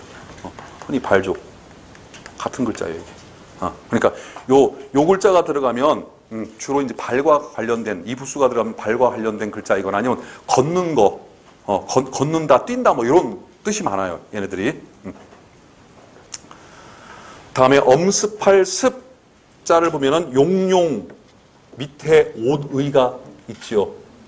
그래서 요 단어도 한자 도금 문제, 한자 문제에 자주 나오는 그런 단어고. 다음에 4번 읽어 시작. 첫 번째 한자 시작. 마력이 아니라 매력이죠. 매력. 매력. 그래서 따라해. 홀릴매, 힘력. 마력 쓸 적에는 마자가 마귀마자를 써요. 마귀마자.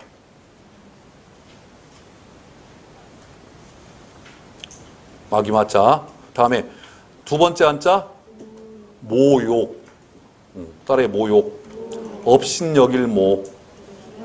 예, 욕되게 할 욕. 또는 욕할 욕이라고도 해요. 욕할 욕. 업신여기 욕한다고. 할 적에 업신여길 모자 앞에 뭐가 붙어 있어? 사람인변이 붙어 있지요. 이 모욕도 한자 시험 문제 잘 나오는 단어입니다. 다음에 삼재, 모욕 이런 단어 다 어디서 나오는 단어들이에요? 이거 다.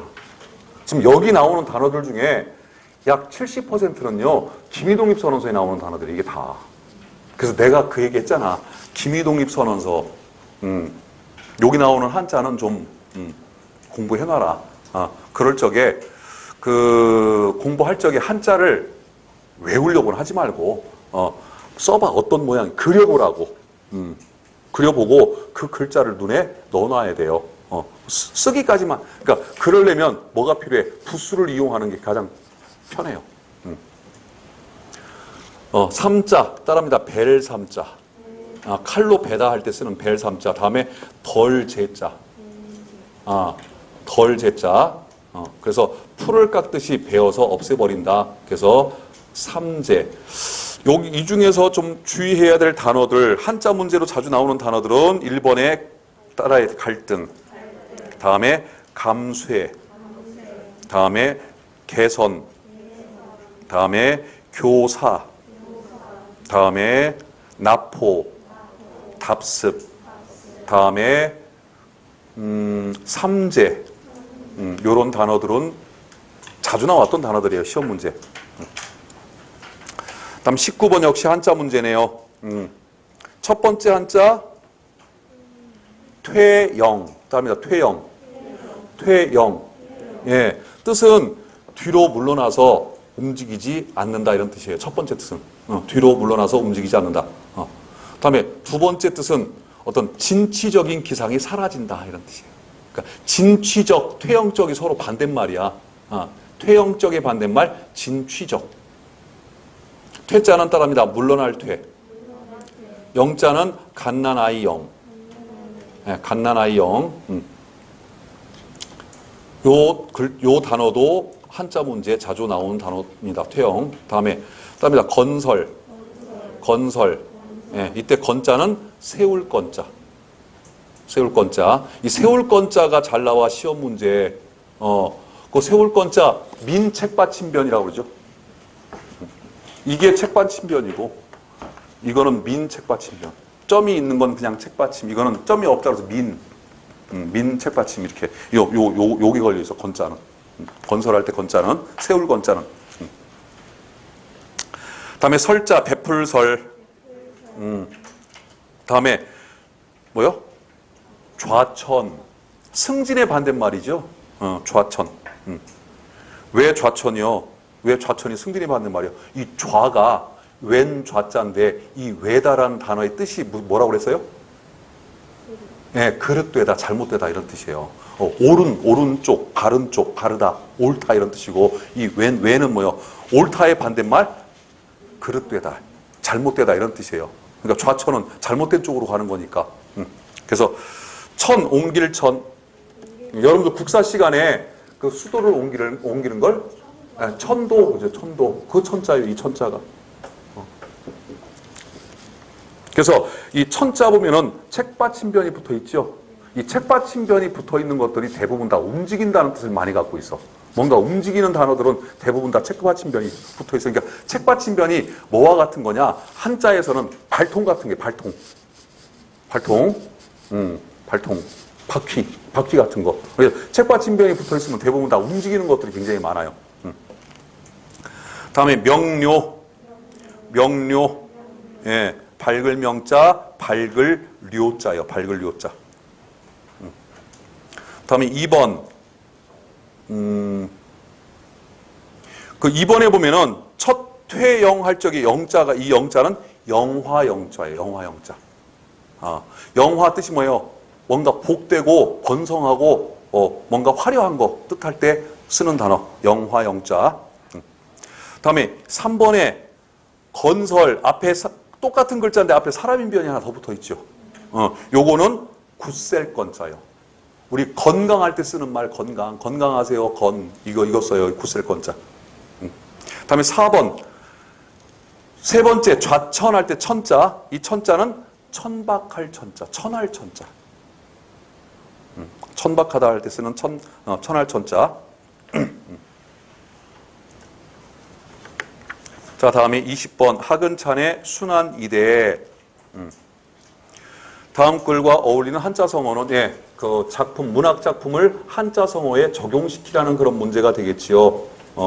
뭐 순환이대 작품의 결론을 아시는 분들은 뭐 충분히 그냥도 풀 수 있는 문제. 끝에 보면은 그렇다니 그러니까 집에 앉아서 할 일은 네가 하고 나댄 김에 할 일은 내가 하고 그러면 안 되겠나? 요게 답이죠. 요게 답. 정답? 상부상조 어디 갔어? 안 보여. 없네. 나 그거 찾았는데 그지? 그거와 같은 뜻 2번에 보고상의. 보고상의. 보고상의는 뭐냐면요. 술에 바퀴가 이렇게 두 개가 있잖아요. 두 개. 그러면 여기 덧대는 기둥이 있잖아. 이렇게 기둥. 요거하고 서로 잘 맞아야 수레가 잘 간다. 이게 보고상이고, 요거하고 잘 안 맞아가지고 삐걱거린다라는 뜻의 한자어 두 글자. 알력. 알력은 요놈하고 잘 안 맞아가지고 수레가 삐걱거려. 그래서 다 탄생한 말이 알력이라는 단어예요. 알력. 그래서 서로 의견이 맞지 않고 서로 갈등을 할 때 우리 알력이 있다라고 표현하죠. 보고상의가 상부상조와 같은 그런 말. 순망치한 뜻이 뭐예요? 그래서 언제 쓰는 말이야? 이 한자성어하고 속담은 단어 자체, 그 표현 자체의 뜻도 알아야 되겠지만 그것이 언제 사용되는지 그 상황을 알아야 돼, 상황. 도미노 현상. 어떤 게 하나가 잘못되면 연달아서 다 같이 잘못되는. 지금 우리나라의 코로나도 마찬가지죠. 제가 지난주 한 10여일 전, 오늘부터 한 10여일 전까지는 뭐 30번, 31번 이랬었어. 확진자가. 근데 최근 10여일 사이에 그의 100배가 넘는, 그러니까 한 번 터지니까 쭈르륵 터지는 거죠. 그죠? 자, 다음에, 절장보단 무슨 뜻? 네, 언제 씁니까? 장점으로 단점을 보충한다 이런 뜻이에요. 장점으로 단점을 보충한다. 다음에 호가호위 원래는 무슨 뜻? 호랑이가 없는 산 중에서 여우가 군림한다는 뜻이죠. 즉 남의 권세를 빌려서 위세를 부린다 이런 뜻이죠. 넘어갑니다. 3회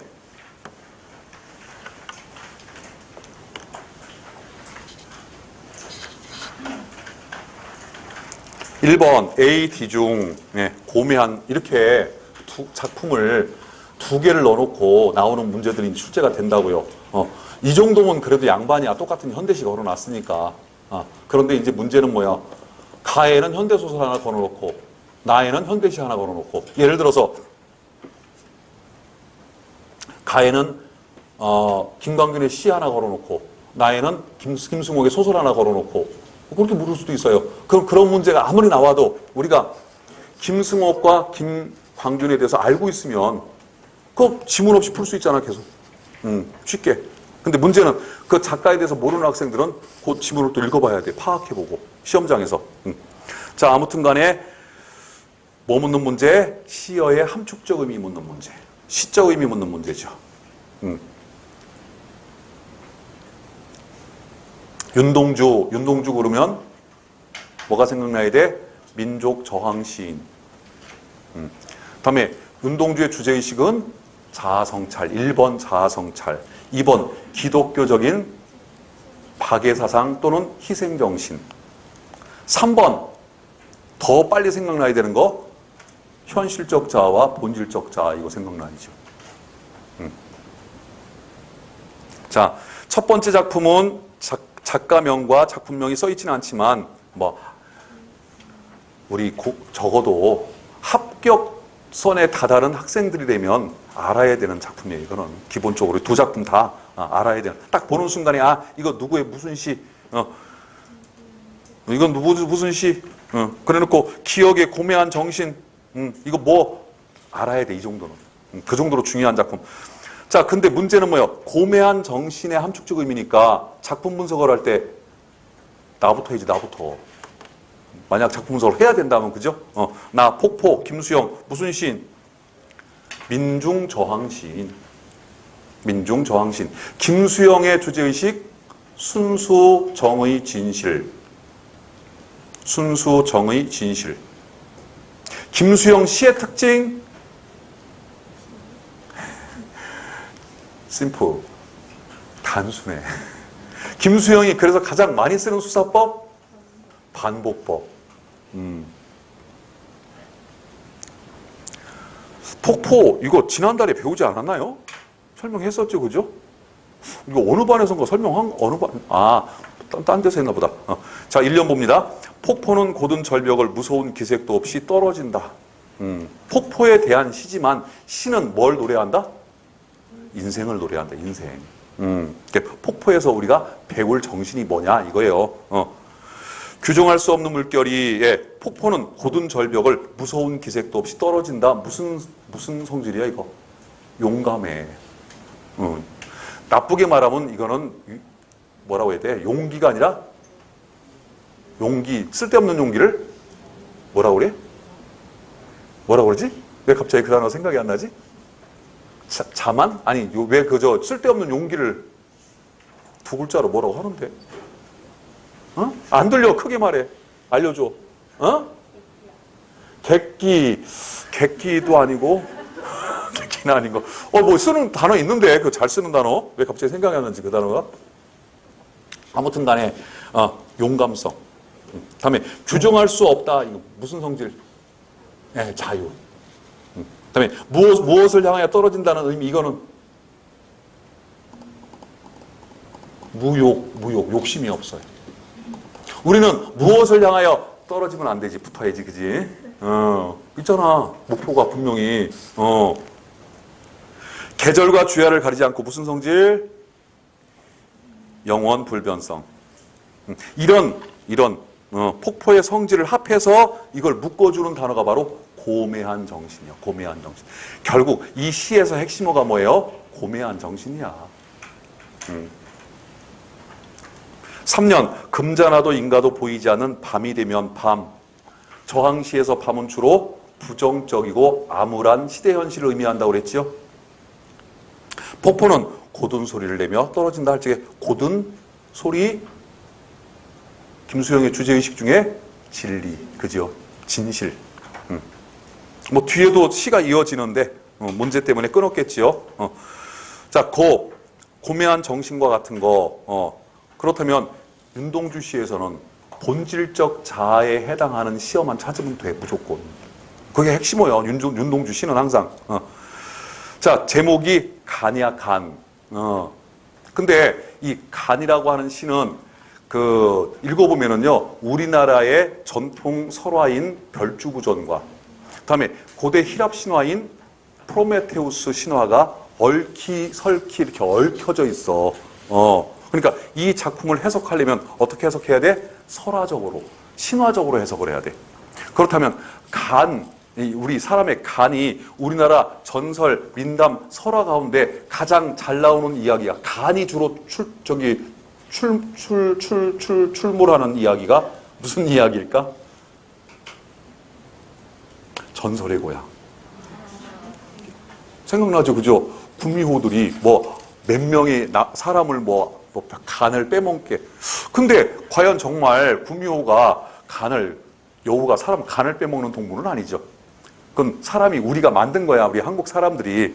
그러면 왜 우리 인간의 장기 중에 간보다 더 중요한 장기도 꽤 있어요. 뇌도 있고, 그죠? 다음에 폐도 있고, 심장도 있고, 간도 중요하지만, 여기 콩팥도 있는데 왜 하필 우리나라 이야기에서 보면 꼭 간을 빼먹게끔 그렇게 이야기를 만들어 놨을까? 왜? 우리 한국 사람들은요, 옛날부터 전통적으로 간을 가장 귀중한 장기로 생각을 했대요. 그러니까 간이 바로 뭐야? 생명의 근원이야, 근원. 간의 상징적 의미가 뭐야? 생명의 근원. 그래서 지금도 보면 우리 한국 사람들이요, 우리 인체 장기 중에 간에 대한 관심이 굉장히 높아요. 대체적으로 우리나라 TV 현재 광고의 약 80%는 다 IT에 관련된 거, 스마트폰 내지는 그런 거에 관련된 거고, 그나마 그 20% 중에 약 거의 대부분은 또 여자와 관련된 화장품서부터 해서 여자들이 쓰는 물건들. 남자들과 관계 있는 광고들이 뭐가 있을까 하고 찾아봤더니 대부분 다 간장약, 프로헤파린 골드, 무슨 뭐 간장약, 우루사, 맨 간장약 광고만 있어. 술 먹고 깨는 거, 그죠? 간과 관련돼 있는. 그러니까 약 중에 우리 한국 사람들이 평상시에 약이라고 생각을 안 하고 많이 먹는 약이 바로 뭐야? 간 보호제야, 대부분이 다. 희한하게 간에 대해서 굉장히 관심이 많아, 한국 사람들이. 그리고 동양에서, 우리 한국에서 가장 영양가가 있다, 가장 최고의 음식이다. 음식이라고 하긴 좀 그런데 바로 그게 웅담이죠, 웅담. 그 곰에, 쓸개 내준 곰에 간. 그래서 소간도 우리 한국 사람들은 그냥 생으로 먹기도 하죠. 맛있어. 맛있어. 이렇게 피 막 묻고, 맛있어. 간은 바로 뭐예요? 우리 한국 사람들한테는 어떤 장기? 네, 생명의 근원, 이런 뜻이에요, 이게. 그러니까 바로 이 간이 윤동주에게는 본질적 자아야. 윤동주 씨는 다 그렇게 풀려요. 바닷가 햇빛 바른 바위 위에 습한 간, 즉 생명성을 잃은 간. 바로 그 시대에 맞춰서 해석을 한다면 일제강점기 시대에 식민지인이었던 우리 민족의 모습을 습한 간이라고 비유를 하고 있는 거야. 다음에 이때 습한 간은 현실적 자아야, 본질적 자아야? 현실적 자아가 되는 거죠. 습한 간을 펴서 말리자야. 즉 뭐야? 습한 생명력이 떨어진 놈한테 생명력을 충전시키자. 본질적 자아를 찾자. 이연 코카소스 산중에서 도망해온 토끼처럼 둘러리를 빙빙 돌며 간을 지키자. 토끼가 코카소스 산에서 도망쳐 왔어요. 수궁에서 도망쳐 왔지. 이렇게 우리의 수궁가하고 다음에 프로메테우스 신화가 그냥 얽혀 있어. 그냥 막 토끼처럼 둘러리를 빙빙 돌며 간을 지키자. 중요한 건 간을 지키자요. 우리의 본질적인 모습을 지키자요. 3년 내가 오래 기르는 여윈 독수리야. 와서 뜯어먹어라. 시름 없이. 4연 너는 살찌고 나는 야위어야지. 할 적에 너가 본질적 자아. 야위어야 되는 내가 현실적 자아야. 지금은 내가 야위어야, 내가 다이어트 해야 되니까 야위는 게 더 좋죠. 옛날엔 살찌는 게 더 좋았잖아. 그러니까 이때 너는 누구야? 여윈 독수리. 여윈 독수리가 뭐야? 이게 바로 본질적 자아를 의미하죠. 정답. 5연 거북이야. 다시는 영궁의 유혹에 안 떨어진다 할 때 이때 거북이는 현실적 유혹. 즉 일제 말에 굉장히 많은 우리나라의 지식인과 지성인들 계속 유혹을 했어. 변절을. 그래서 거북이, 용궁의 유혹은 다 현실적 자아를 가리키는 말들이에요. 6년 프로메테우스, 불쌍한 프로메테우스, 불도적한 죄로 목에 맷돌을 달고, 바로 프로메테우스는 히랍 신화에 보면은 제우스만이 불을 가지고 있을 수 있죠. 그 불을 우리 인간 세상에 전해준 사람이야. 그리고 자기 자신은 코카소스 산에 끄들려 올라가가지고 바위에 묶인 채로 독수리에게 매일 간을 쪼아 먹히는 그런 형벌. 그리고 밤이 되면은 간이 또 생겨. 낮이 되면은 또 쪼아 맥혀. 영원한 형벌에 빠졌던. 그러니까 우리 인류를 어떻게 보면 구했던. 그러니까 우리 인류를 위해서 희생을 했던. 바로 이런 데서 윤동주의 주제의식은 기독교적인 희생 정신, 박애 사상이 나타나는 거예요. 끝없이 침전하는 프로메테우스하고 시는 끝나요. 이게 끝이에요. 지금 폭포는 전문이 다 수록되어 있지 않고 윤동주에 가는 전문이 다 수록이 되어 있는 거예요. 지금 그 뒤에 생략된 내용이 있어. 이 뒤에 생략된 내용. 그러니까 생략된 내용을 한번 추리해서 한번 생각해봐. 그 뒤에 뭔가 윤동주 선생님이 뭔가 썼다면 뭐 썼을까? 뭐라고 썼을까? 나도 프로메테우스처럼 인류를 위해서 또는 우리 민족을 위해서 뭔가 희생을 하고 싶다. 이런 내용. 그래서 이 시는 윤동주 선생님께서 써놓고 이런 얘기를 하셨어요. 이 시는 미완성작이다.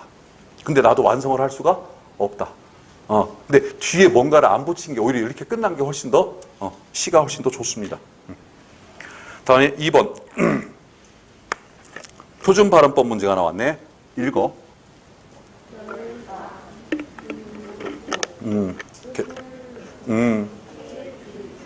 피읍 예, 피읍 할 때 읍의 피읍의 읍의 피읍이 음절 끝소리 규칙에 의해서 일단 비읍으로 바뀌죠. 그런 다음에 그 비읍이 여는 법칙에서 피읍이라고 발음납니다. 답니다. 피읍이 3번. 예, 원칙 표준 발음은 멋있다요. 멋있다. 디귿 받침 따 멋있다. 그리고 허용 표준 발음이 멋있다요. 멋있다. 다음에 되어. 원칙 표준 발음은 글자 그대로 되어라고 읽어야 되고, 허용 표준 발음은 이모음 순행 동화에 의해서 되여도 허용이 됩니다. 되여. 다음에 4번 아까 나왔었죠? 야금, 야금이 일단은 원칙이고 야금, 야금이 허용. 다음에 일연대, 연대 맞아요. 일연대. 틀린 거는 피읍이, 요게 틀렸죠. 3번 단어의 쓰임이 다른 것은 역시 어휘 문제. 이 집은 다른 집보다 세 곱절. 갑절은 2배만 갑절. 오케이? 갑절은 2배일 때만 갑절이라고 하는 거야. 세 곱일 때는 세 갑, 아니 세 곱, 네 곱, 다섯 곱 이렇게. 그래서 곱절은 2곱도 되고 세 곱도 되고 네 곱도 돼. 근데 갑절은 2곱만 갑절이라고 해. 다음 2번. 찬조연설자가 엇비슷한 말들을 엿가락처럼 기본형은 늘리다죠. 늘리다. 늘리다는 덧붙이거나 이어서 길게 하거나 또는 많게 한다는 뜻이고, 늘이다. 기본형 늘이다는 정해져 있는 길이가 있어요. 그때 그걸 잡아당겨가지고 길게 만들어 놓은 거를 늘이다라고 그러고, 늘이다. 여기선 엿가락처럼 늘이다죠. 늘이다. 엿은 원래는 뭉치야, 뭉치. 이게 뭉치로 있을 때는요, 엿 색깔이 까매요. 그 엿을 갱엿이라고 그래, 갱엿. 연양갱 할 때 갱엿이라고 그러고, 그 갱엿을 계속 잡아 당겨. 계속 잡아 당기면은, 우리가 흔히 보는 아이보리 색깔의, 약간 노란 색깔의 엿이 이제 탄생을 하기 시작을 합니다. 잡아 늘렵니다. 늘리다. 다음에 3번. 앞날에 대한 희망을 붙이다. 요건 맞아요. 붙이다. 이런 뜻이 있어요. 기대나 희망을 걸다. 이런 뜻이 있어요. 기대나 희망을 걸다. 다음에 정답을, 원래 어근형이 맞다야, 맞다. 맞다의 피동형이 맞히다. 맞히다. 그래서 이때는 맞히다가 맞아요. 맞히면. 이렇게 써야 되겠죠. 여기 나오는 맞추다는, 맞추면은 기본형이 맞추다고, 맞추다는 맞다의 사동형. 사동형. 그래서, 서로 떨어져 있는 부분을 제자리에 맞게 대어서 붙이다라는 뜻이 있어요. 다음에 서로 조화가 되게, 어긋남이 없이 조화를 이루다 이런 뜻도 있고, 다음에 맞히다. 여기 답이 되는 맞히다는 맞다의 피동으로서 물음에 옳은 답을 하다 이런 뜻입니다. 또는 이런 뜻도 있죠. 눈이나 비를 맞게 하다 이런 뜻도 있죠. 다음에 소리 나는 대로 쓰는 마치다. 소리 나는 대로 쓰는 마치다. 소리 나는 대로 마치다 쓰면 돼. 이 마치다는 끝내다라는 뜻이죠. 끝내다. 그래서 이 마치다는 명사형으로 마침도 있고, 다음에 마치다가 부사가 되면 또 마침, 소리 나는 대로 마침 이렇게 쓰기도 하죠. 다음에 4번. 역시 하근찬의 순환이대. 기역, 고등어, 한 손이 소재의 상징적 의미를 묻는 문제. 소설에서는 자주 나오는 문제죠. 고등어 한 손이었다. 그 뒤에 그것을 달랑달랑 들고 정거장을 향해 가는데 겨드랑 밑이 간질간질 해왔다. 그러나 한쪽밖에 없는 손에 고등어를 들었으니 참 딱했다. 거리가 먼 것. 1번 만도의 서민적. 예전에 그 70년대 80년대까지만 해도요, 꽁치, 심지어 갈치, 명태, 생태, 심지어 생태 이런 것들이 실은 서민 음식이었어. 조기, 서민 음식이었어. 그게 뭐 지금은 조기도 굉장히 귀한 음식이고, 다음에 생태도 굉장히 귀한 음식이고, 다음에 갈치는 소고기보다 비싸죠. 어렸을 적에, 그러니까 70년대 초반인 것 같아. 난 갈치 되게 먹기 싫은데. 갈치를 이렇게 올리시는 거야, 우리 어머니가. 왜? 싸니까. 그때만 해도 그게. 그리고 그때는 참 동태찌개를 되게 싫어했어. 왜? 너무 자주 올라와, 상위에. 겨울만 되면 맨날 동태찌개야. 되게 싫어했는데, 지금은 찾아다니면서 먹지요, 또. 2번, 만두의 신체적 결함 나왔지요. 다음에 바로 이 고등어 한손은 자식에 대한 아버지의 사랑을 나타내는, 이 3번이 가장 맞는 답이야, 따지고 보면. 4번, 인물들이 순환의 삶을 살게 된 배경하고는 관계없어요, 고등어 한손은. 다음에 5번, 띄어쓰기. 1번, 밥을 3끼를 먹기는커녕 한 끼도 못 먹었다. 표가 없어, 그죠? 어디라도 표시가 좀 있으면, 어디 밑줄이라도 좀 쳐주고 하면 찾기 쉬울 텐데, 뭐가 틀렸을까요? 먹기는커녕, 니은커녕, 는커녕, 니은커녕. 붙여 써야 되죠? 다음 2번. 이건 믿을만한 소식통이 들려준 거야. 틀려요, 맞아요? 아니, 의존명사잖아. 만이나 지, 많지. 얘네들은 앞뒤, 지는 뒤에, 많은 앞에, 시간의 경과가 나타날 때만 의존명사로 쓰인다고 그랬죠. 이때는 리을만한, 을만한, 이런 형식의 어미가 됩니다. 어미. 그래서 붙여 써야 돼요. 다음에 3번. 그녀의 안색이 안 돼 보여서 보약을 지어 보냈다 할 적에, 안 되다. 물론 띄어서도 돼요. 근데 뜻이 달라져요. 그죠?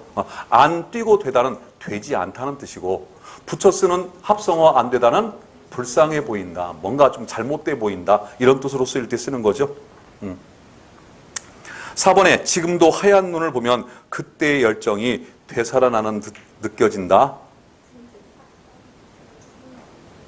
아니, 큰 소리로 해. 뜻이 뭐 어쩌자고. 되살아나는 띄고 뜻이죠. 이때 뜻은 의존명사죠, 의존명사. 그리고 느는 관형사형 전성어미, 관형사형. 그래서 띄었어야 되겠죠. 그리고 듯하다, 듯에 하다가 붙은 듯하다 형용사가 있죠, 또.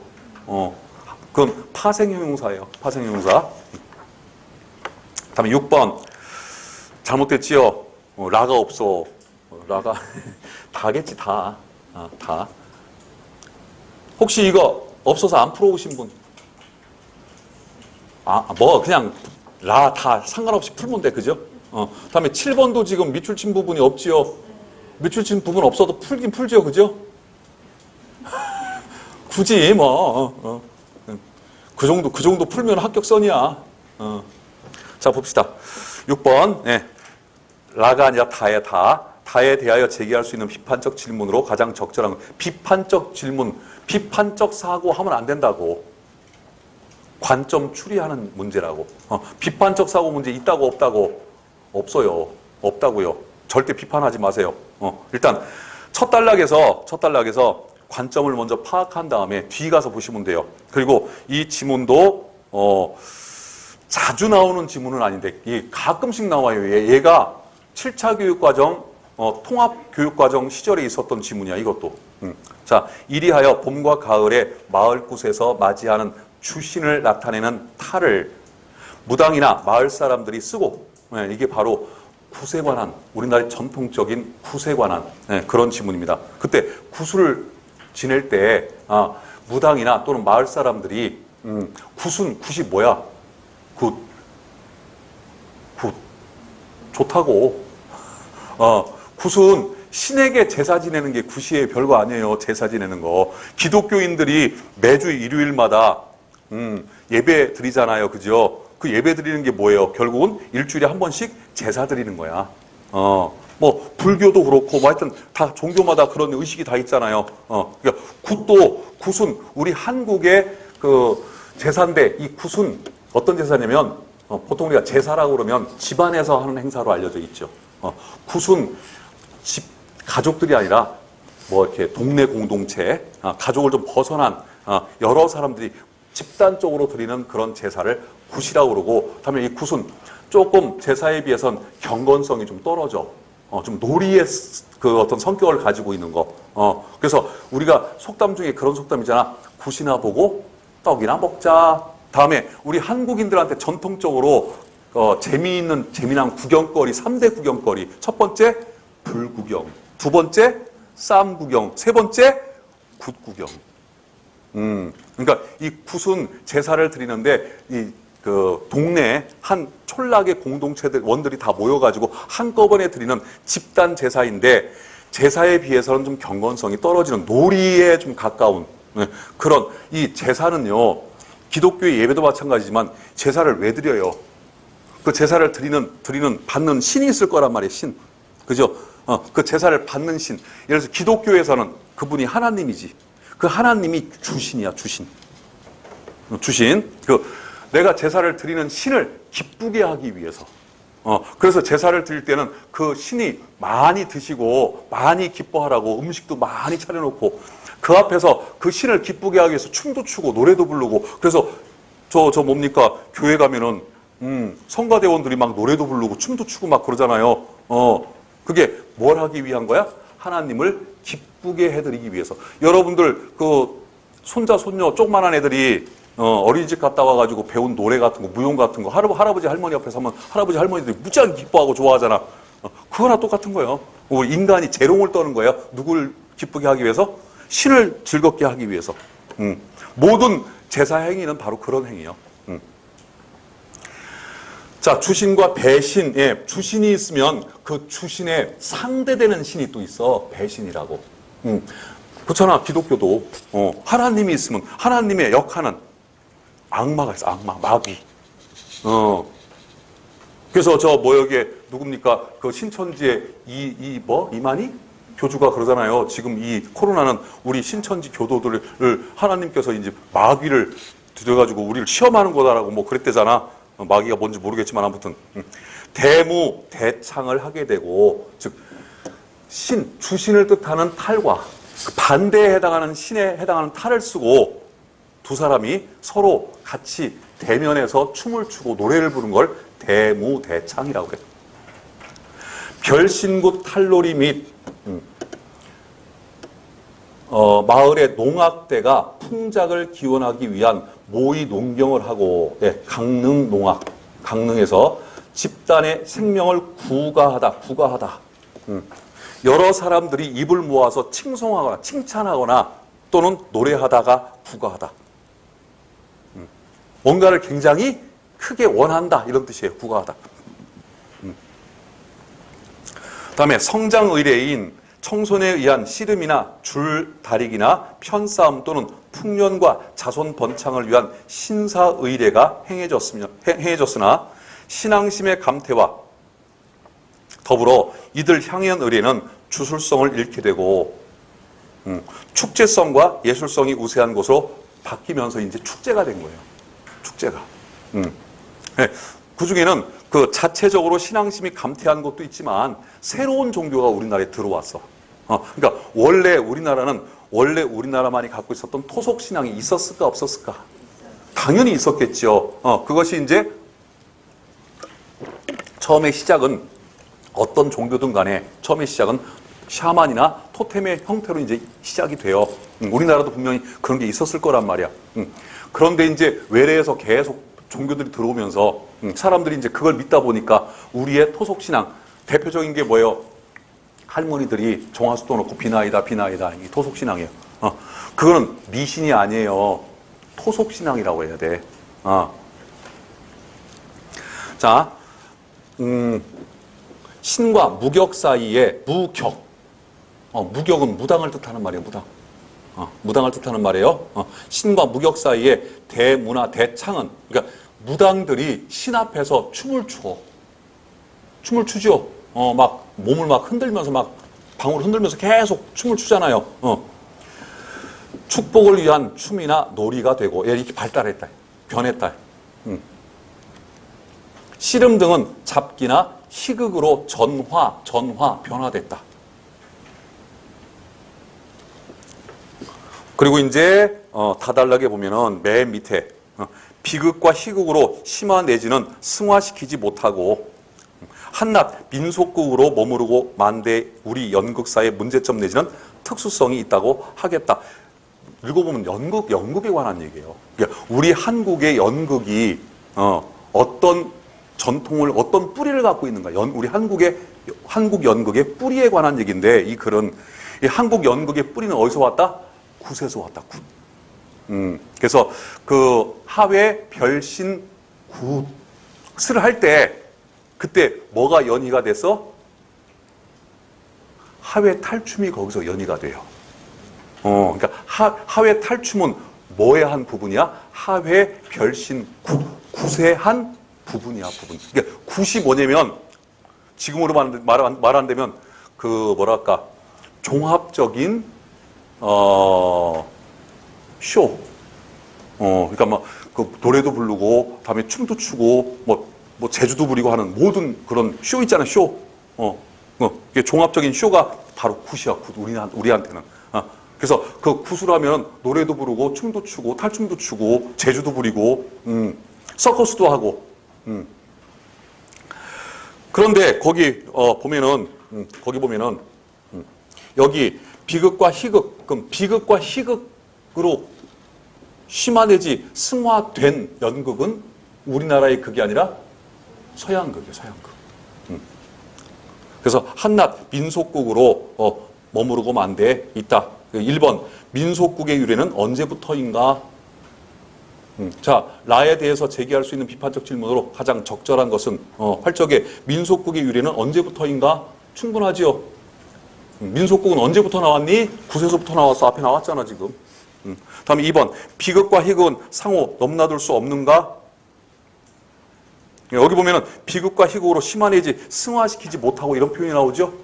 다음에 3번, 거리굿은 동해안 별신굿에서만 나타나는가?